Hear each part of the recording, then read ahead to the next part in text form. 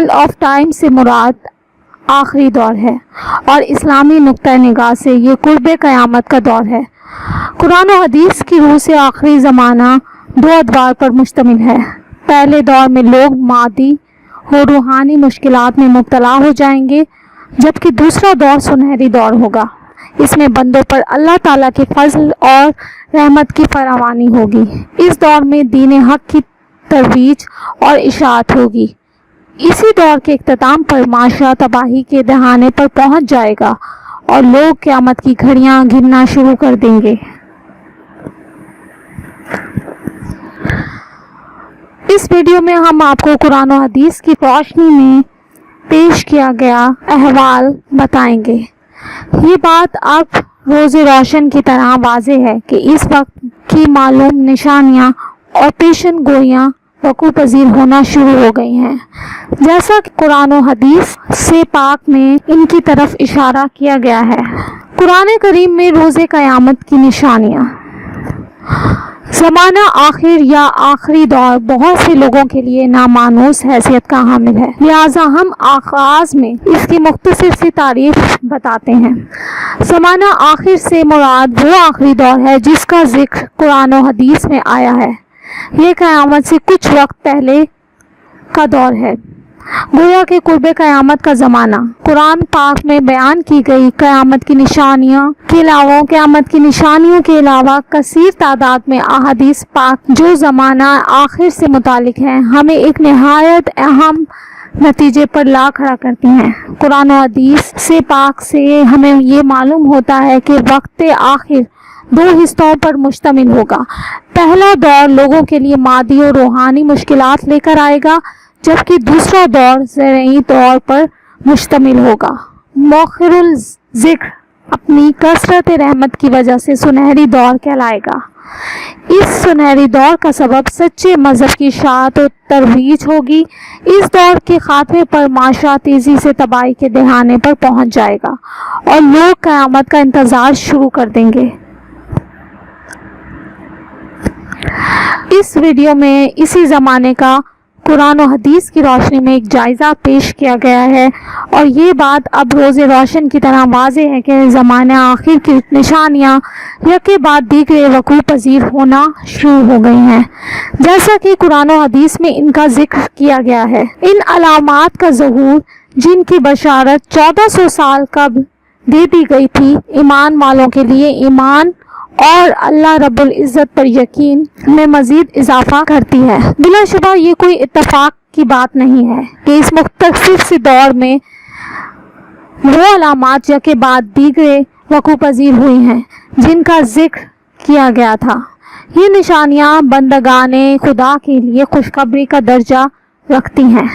ان واقعات کا منبع جو آنے والی ویڈیوز میں ہم آپ کو بتائیں گے، اس آیت کی روشنی میں اخذ کیا گیا ہے۔ ترجمہ: اور کہو تمام تعریفیں اللہ کے لیے ہیں، وہ عنقریب دکھائے گا تمہیں اپنی نشانیاں، پھر تم انہیں پہچان بھی لوگے، اور تمہارا رب ان اعمال سے بے خبر نہیں ہے جو تم کرتے ہو۔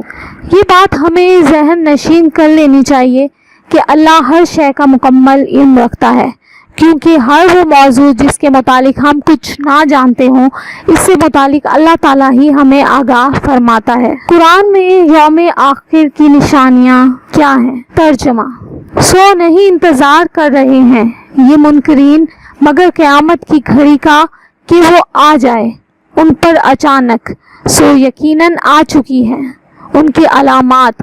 پھر کون سا موقع ہوگا ان کے لیے جب آ ہی جائے گی ان پر وہ گھڑی نصیحت قبول کرنے کا۔ سورہ محمد کی یہ آیت ہے، آیت نمبر 18۔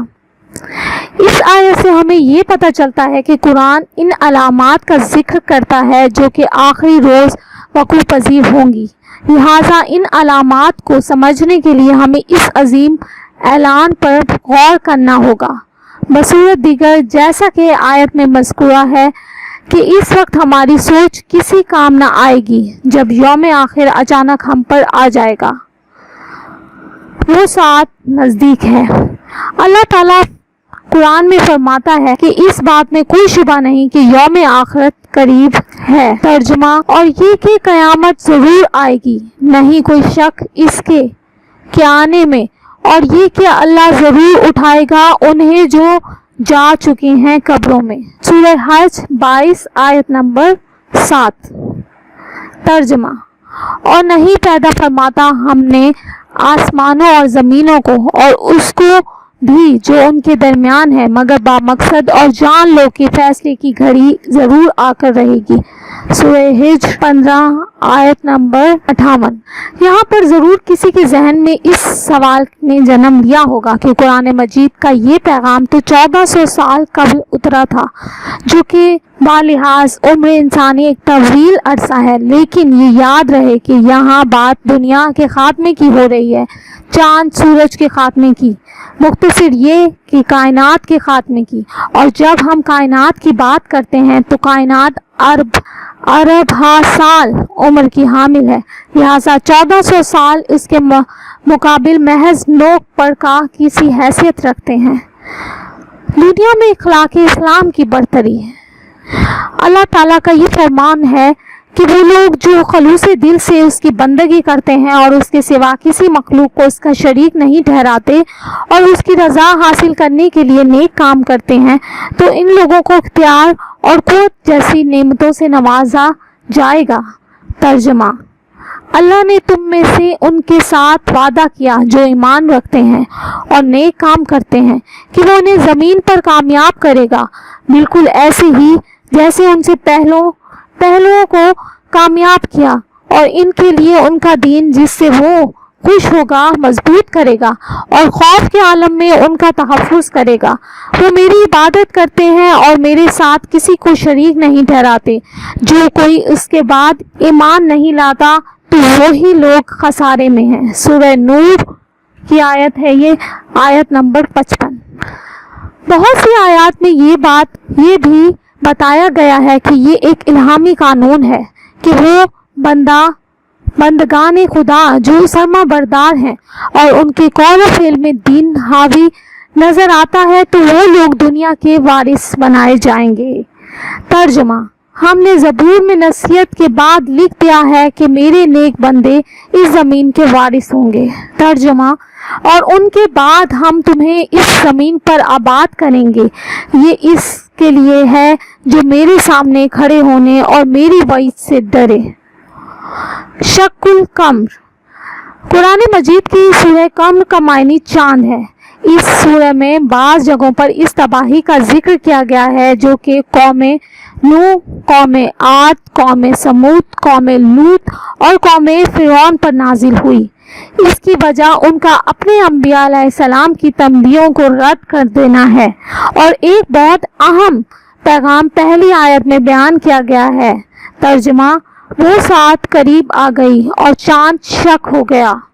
عربی میں یہاں لفظ شق استعمال ہوا ہے جس کے عربی میں متعدد معانی ہیں۔